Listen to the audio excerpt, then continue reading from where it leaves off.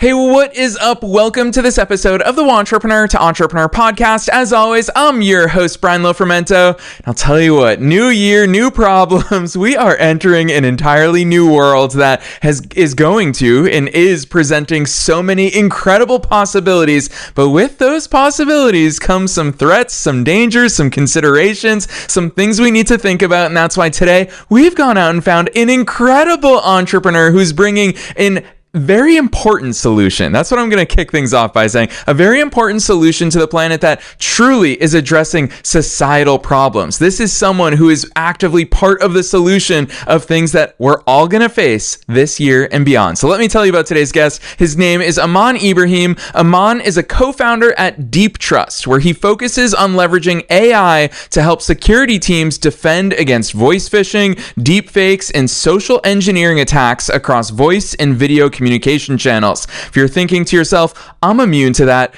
you're not. I'm not. Aman's not. Nobody is. And Aman and I are going to get really serious about talking about that in today's episode. Prior to DeepTrust, Aman worked as an engineer at Cruise, where he scaled model and data distribution systems, and he also built models in healthcare research labs to address challenges in nutrition, palliative care, and disease detection. His work at DeepTrust is driven by the mission to protect human authenticity in an age of rapidly advancing AI technology. It's big stuff we're talking about today. I'm personally so excited to hear all of his thoughts. We were talking off air and I said, let's stop, let's hit record. So let's dive straight into my interview with Aman Ibrahim.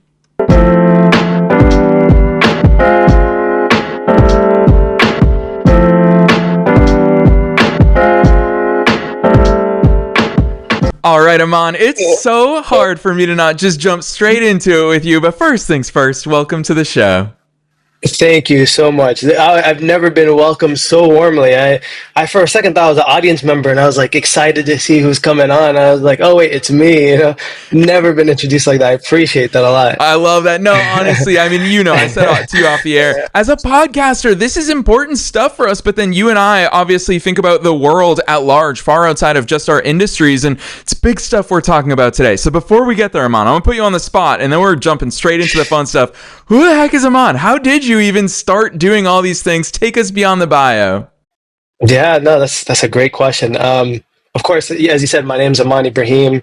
My background and is in machine learning engineering, and what got me into this problem space and just solving problems like this is I've always had this desire to solve very difficult problems that have an opportunity to help people, over the long term. And where that came from, and I like to say this comes from like a very personal side of myself. My father and my mom came to this country from a country in East Africa. It's called Eritrea.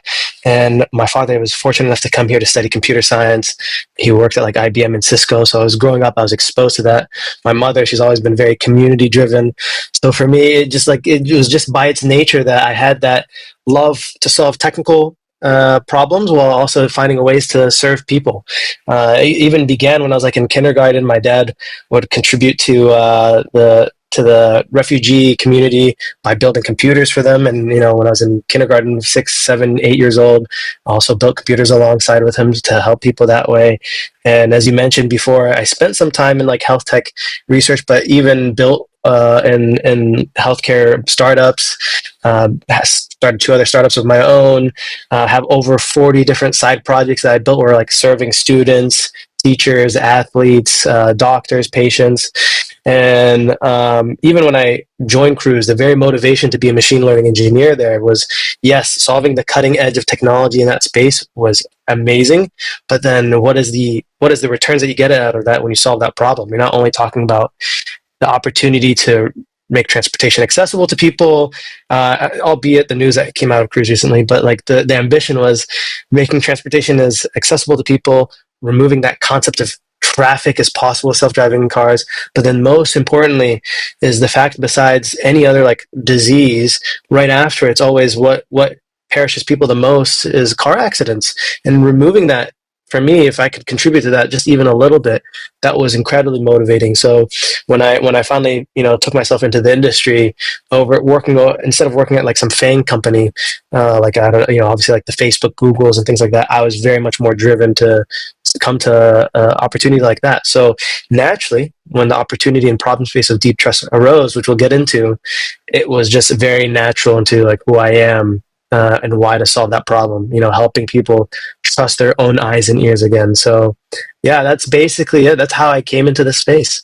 Yeah, Aman, I love that overview. I appreciate so many parts of what you just shared with us. And now it's clear to me why we were able to click so quickly today. We're both from immigrant families. As the son of an immigrant mom, I feel like it's factored into the way that we see the world. We see endless possibilities. Our families came to this country in the pursuit of freedom, in the pursuit of possibilities, in the pursuit of you and I having more doors open to us than what they had themselves. And I think that so deeply is integrated into the way that we see the world, which it makes perfect sense to me that you're part of very big solutions, Aman. So let's talk about that solution that you want to be a part of here and that you're actively working to solve, because this is big stuff. And I said it at the top of this episode, a lot of people will probably think, this is either so far into the future that I don't have to worry about it, or they're probably thinking, I'm immune to it. It's not going to affect me. I'm a social media agency owner. What the heck is all this stuff going to do for me? Or I'm a web developer. Aman, paint the picture of why the heck this is a cause that you care so much about. Yeah, absolutely. So the problem space that we're focusing on today is the fact that with only 3 seconds of audio, a single profile picture, you can steal someone's likeness very easy. And if you've been on social media enough, there's been enough content where we saw that generative content used for entertainment, funny things as well. But for every new technology, there's also the misuse of that very technology. So like for our perspective is AI isn't inherently bad. It's just, there are people who have certain intentions. So with the very little that you need in terms of both skill set and sample content, you can easily mimic anyone. And we're talking about, this is not, again, like you've said, and that was a great point. I thank you for bringing it up. This is not a emerging threat. It's already here. There was already a report put out by the FTC where regular everyday Americans have already lost over $3.3 billion from imitation scams. Those are scams that are either someone imitating someone you recognize, like personally, or imitating a celebrity telling you, oh yeah, there's this government check. And these are very things that me and my co-founder experienced ourselves. Part of why my co-founder is very motivated to solve this problem was one day his grandfather was sitting in the room, got a phone call saying, hey, it's me, Noah's his name, stole his voice, his very voice, and asked him to send him money and these sort of things. And then another time for myself, my mom was sitting in a room where she was watching what she thought was an advertisement from Oprah, someone she trusts, telling her, hey, there's a government check that you need to sign up for. Just, put in your social security number here and you'll get it. So this is people taking this new technology that you can, again, be able to mimic voices and likeness however you please with very little skill set and using it for very malicious intent. And this goes from misinformation to imitation, scamming, and phishing to just general, like, another example use case is if I can steal your voice in 3 seconds. Imagine if you're in a high situation court case where someone submits evidence of your recording saying this and that. So there's a huge general problem of how to even authenticate what I'm seeing and hearing. My own biology is fooling me. So yeah, Aman, these are big, important things. And it's funny, we could talk about it in the business context. Dude, you and I actually didn't talk about this yet, but I see it every time I log onto Instagram now. I see some marketers who obviously are not the most ethical marketers in the world are using Joe Rogan clips, because Joe Rogan, we could find hours, hundreds, if not thousands of hours of his voice out there, and they're having him endorse products that they're advertising. And so us as the consumers, we can't tell. And Joe Rogan has a large and loyal audience, and they're probably sitting there thinking, oh, he endorses this supplement or this whatever it is. People are mimicking that. And what you made a very important point to me before we hit record today is that we've always relied on, well, I can tell a scam. Okay, if I get an email from a Nigerian prince who's promising $50 million, I know that that's fake. But if I can see something with my own eyes, if I can see it, then I can believe it. And so seeing Joe Rogan, it's a video of him, it's his voice, it's him talking about this, but it's not real. Talk about how this has become the first time in history that what we see is not what we might be able to believe anymore. Yeah, exactly.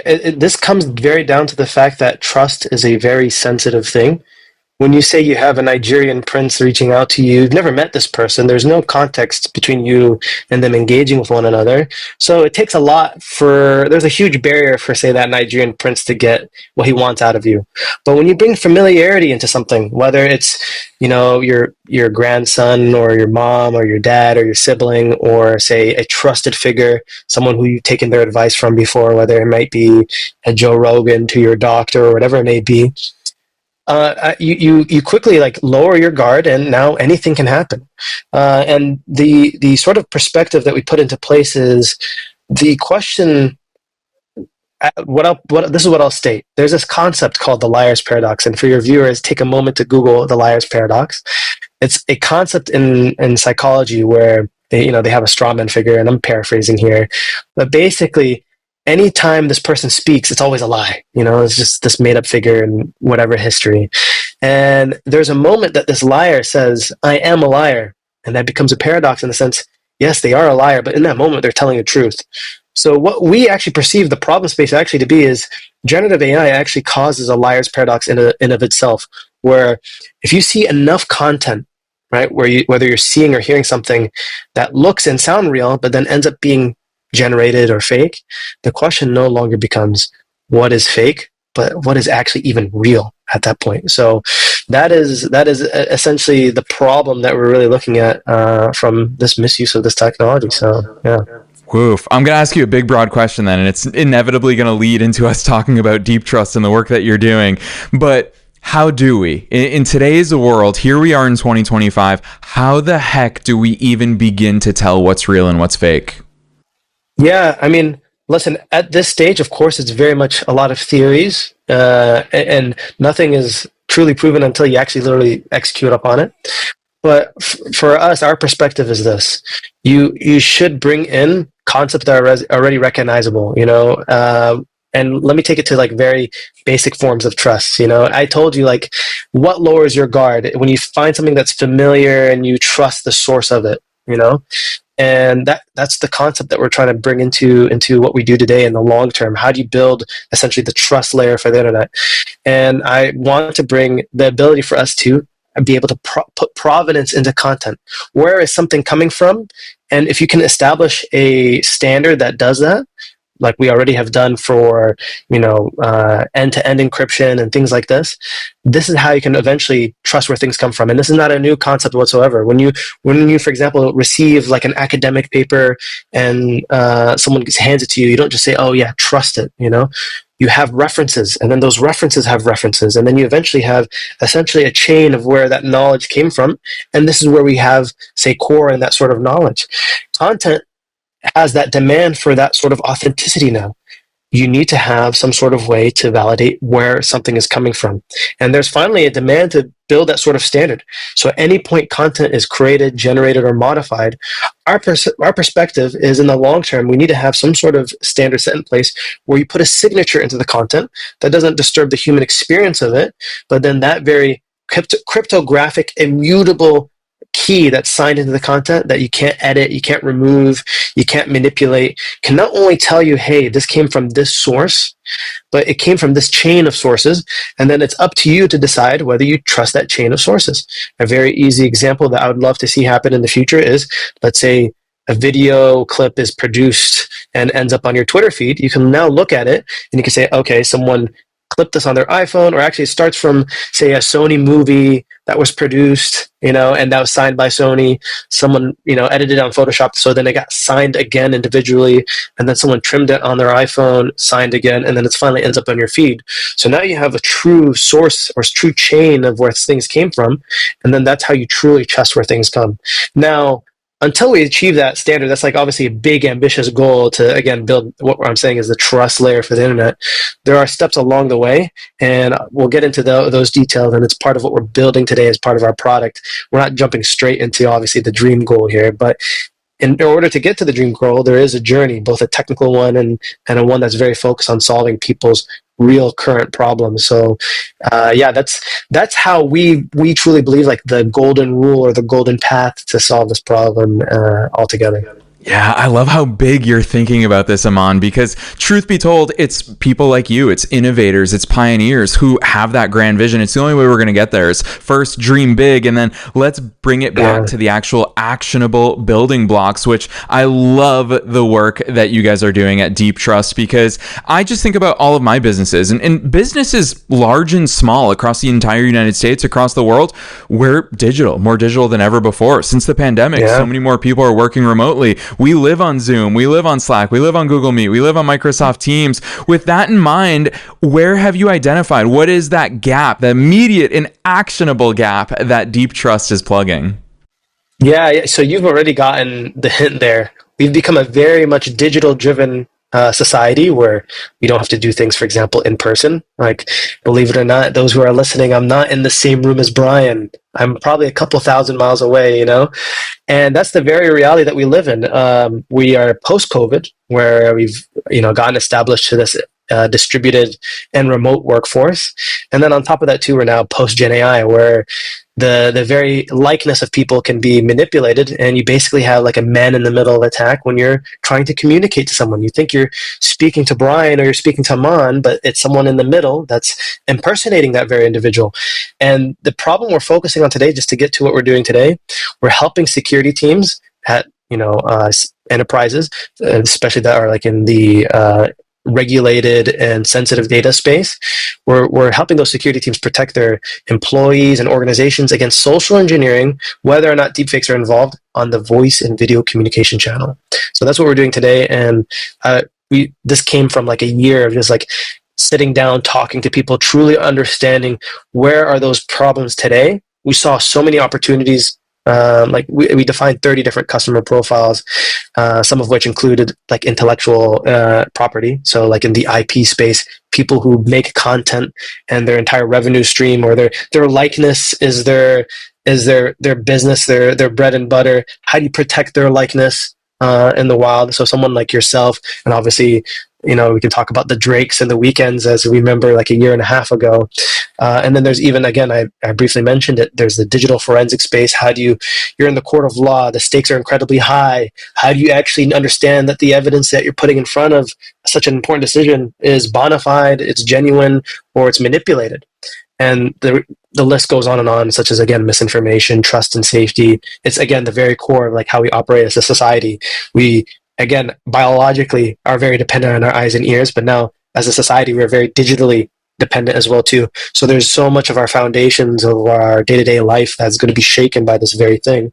And today, again, we're focusing on where the pull and demand is the highest, whereas again in these enterprise security spaces. So yeah, Aman, I love the way you tackle that. I think about one of my favorite entrepreneurs in the world is Dante Jackson. He's a cybersecurity expert based out of Georgia, and Dante and I, when we talk, I love how much he thinks like a hacker. He thinks like the people who are looking to do wrong. And so having this conversation with you today, I'm picturing the gap that your business plugs, and I'm thinking, well, who the heck would want to join a corporate Zoom call, and what damage could they do there? And then I immediately jump straight to, man, if I could impersonate a company's CFO and I could penetrate within a finance department meeting and authorize them to write the Entrepreneur to Entrepreneur podcast, a massive check, well, that's coming from the CFO. So of course people are going to listen to that. Paint that picture for us, because I would imagine that you've thought about this at a way deeper level than I did. I'm just going to write a check to this podcast, but what are those real life threats and concerns that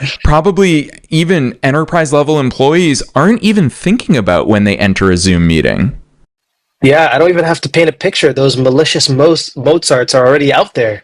There's already been multiple cases, especially in the financial services space, for that particular situation where, again, you have all types of businesses dependent on this type of communication channel. You could be a tiny startup to the little Department of Defense where, again, you can impersonate anyone.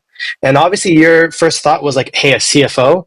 But we've seen incidences where it was a equal level colleague reaching out to their IT help desk, and the reality was the colleague was around the corner, and through that they were able to get credentials of the business and then thus steal customer data. And then we've even seen huge events such as the incident that happened in Hong Kong where a accountant was actually following their very training. They received an email from the CFO saying, "Hey, we have this really important deal happening. You need to act quick." And naturally, the person was a skeptic. And again, this person's not some sort of idiot. This is a trained accountant that works for a multinational firm all the way in Hong Kong.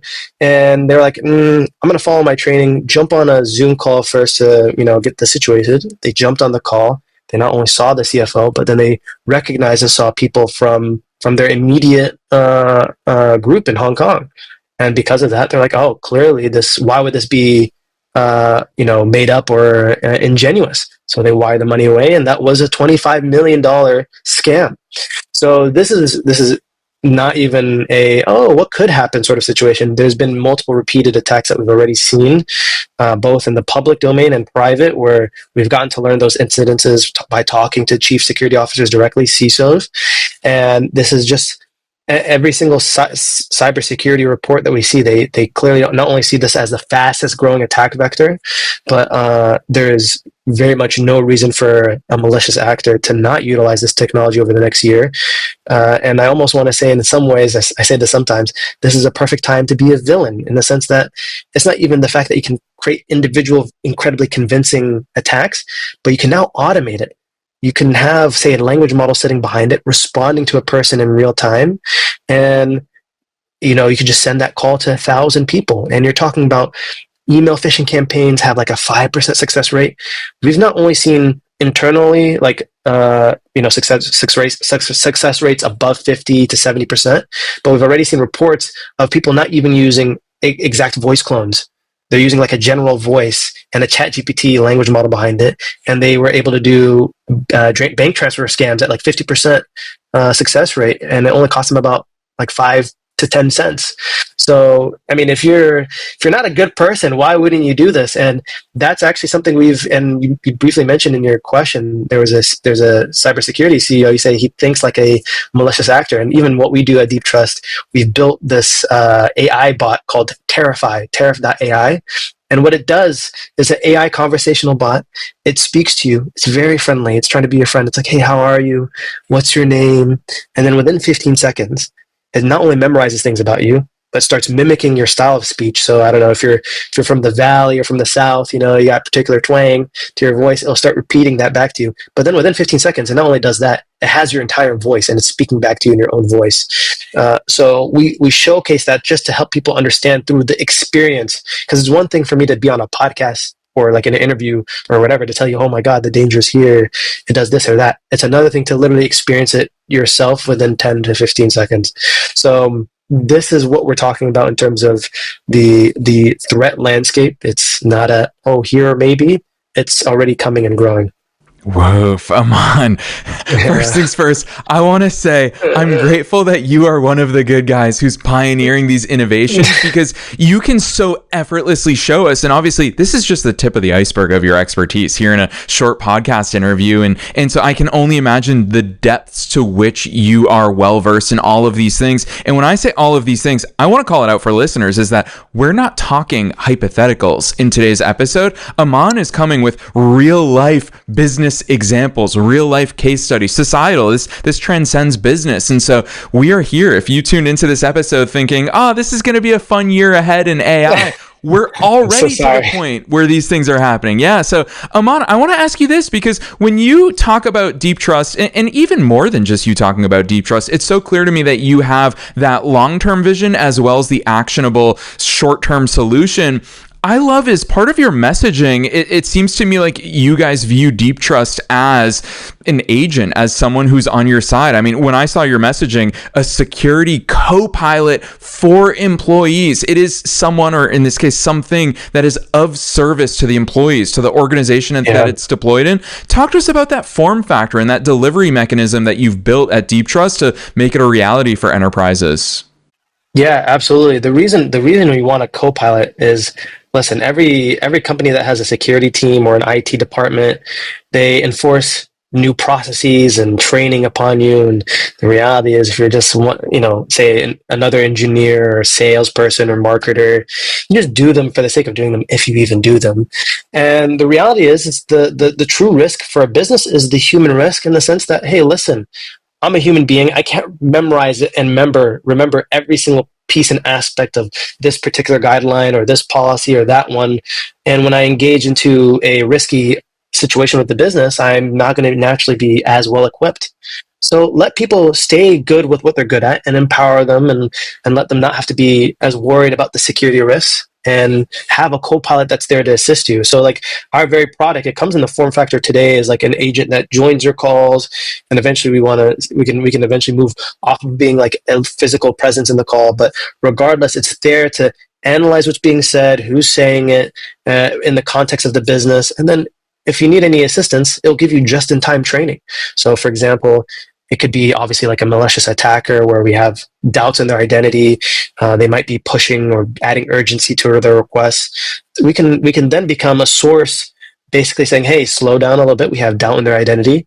According to your training, just ask these questions before you move forward. And what that also does is it empowers the person, because, for example, if you're that accountant in Hong Kong and you have that CFO talking to you, that power dynamic is very hard to refuse. But imagine the enablement that has when you're like, hey, the agent is requiring me to ask you these questions. It's not me, right? And then even when you're talking about something that's more mundane and might even be naive, where you might have like two employees who are not malicious at all, but they may be mishandling sensitive information, you can just have the agent in there say, hey, just remember, by the way, this and that, you're meant to do this and this. For example, like Aman is an engineer, and I'm exaggerating here. He's coming in asking for a wire. You could be like, "Hey, slow down. He doesn't have the access to this action. Loop in this person or that person to actually engage in this opportunity." And what this does again is remove the responsibility, the heavy burden of, "Hey, you're the last line of security for our entire business, and make sure you do the right things." And you actually have something that's basically the most educated security employee in the call every time with you. So again, allowing people to just stay good with what they're good at, and not having them to necessarily put all that pressure on. And I think another thing to throw in there that I meant to throw in there was, when it comes to breaches, 90% of them are due to social engineering and human error. And again, this is not the individual's fault. You are a physical, you're meant to be, you're a human being where you come with your flaws and faults, so this is again meant to empower the people to not necessarily have to, become the sole reason why, your company falls apart.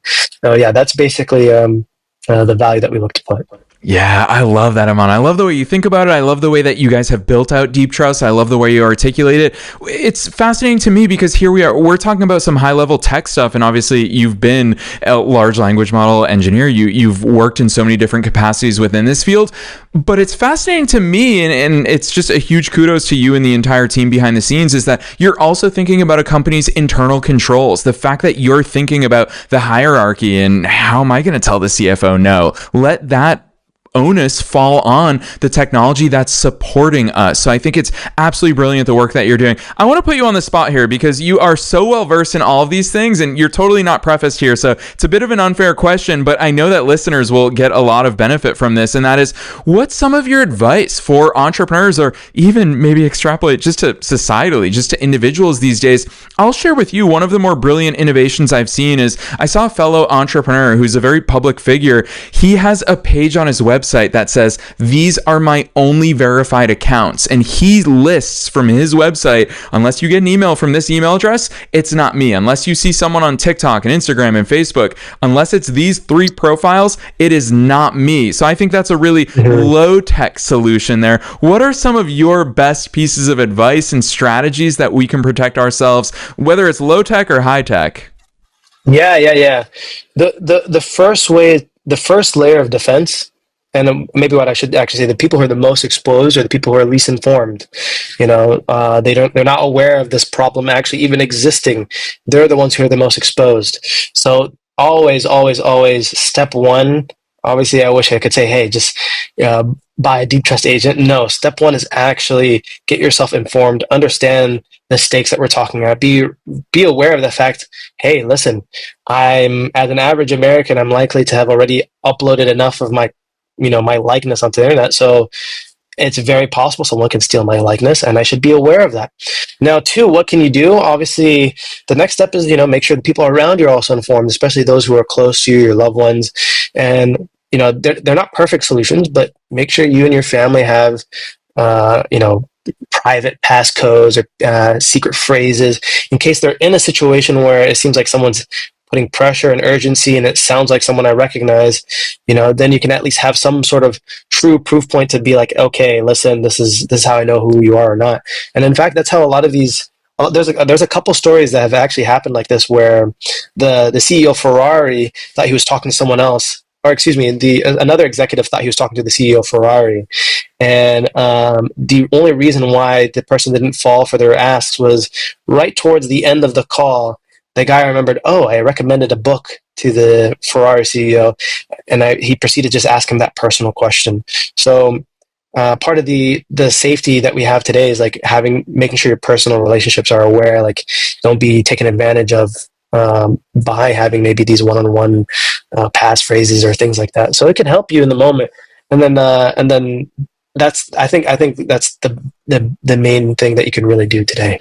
Yeah, really well said. I think it's important advice. Aman, truth be told, as a podcaster, I tell that to everybody that I know personally. I tell it to my fellow podcasters. So this is important for all of us to confront. Today, you've actually increased my urgency about this, because when you talk about even just uploading pictures and you talk about 3 seconds of audio, probably every single person I know on their own Facebook is already exposed. So Aman, huge kudos to you. I want to reiterate again, I'm so glad that you're one of the good ones and that you are a positive force in this industry. I want to ask you this question. It's super broad. I ask it at the end of every interview, and it's entrepreneur to entrepreneur, but of course you also have your hat on with regards to the work that you do, and that is, what's your one best piece of advice? You not only are a subject matter expert doing the very important work that you're doing with DeepTrust, but you're also a fellow entrepreneur, growing a business, serving your clients, being part of a solution.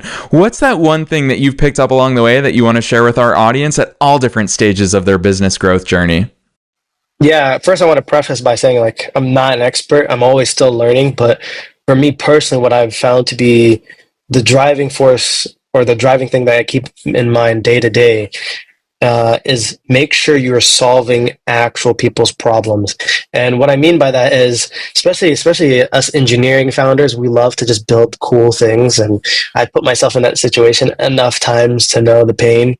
So I'm not coming with this advice in the sense of like, yeah, I'm holier than thou. No, I've gone through what it looks like to, build something cool, but then not have anyone who actually wants it. And the way you figure out what people want is you sit down and you talk to them. There isn't like really a better way to figure out like what problems people need to have solved. And there are good problems to solve, and there's like bad problems to solve. And what I mean by that, it's, for example, people could have problems in their life that aren't necessarily something that they would, I guess, say, pay for to go away. Like, bluntly speaking, my hands are a little cold. It'd be really cool if something could automatically put gloves in my hand, right? But I'm not gonna pay for a robot that does that for me the moment I think about it. At least not right now. So that's a problem that I have, but it isn't one that I'm motivated to actually get solved. So talk to people and really figure out what is your day-to-day pains that you have that you would love to go away. And I think a really good book to reference is the Mom Test. And this is something I love to always recommend to very technical founders and entrepreneurs. At least take a look at that book and understand, like, who am I serving? What problems do they have? And, how do I make their day in life a little bit better, step by step? Yes, gosh, Aman, so much good advice and valuable insights from you here today. You've successfully scared us. You've successfully impressed us. You've successfully over-delivered in all the ways, Aman, and I'm so impressed with the work that you're doing. I want to toss it to your way to drop those links so that listeners know where to go. But before I do so, I want to share with listeners so many of the real things that Aman shared with us today. Go to his website. He's going to tell you his website in just a second. Spoiler alert, it's already in the show notes. You can click right on through. But with that said, when you go to his website, So much of Aman's messaging is not just to scare people. It is purely to showcase this is the reality. Whether you want to walk around with your eyes closed or not, this is a real current problem, not a future problem. You'll see what really struck me the first time I went to DeepTrust's website is there's a video. They call it voice theft in action. You're going to see this stuff that Aman's been talking about. Hearing it's one thing, seeing it is another, but actually experiencing it is obviously a whole different level of it. So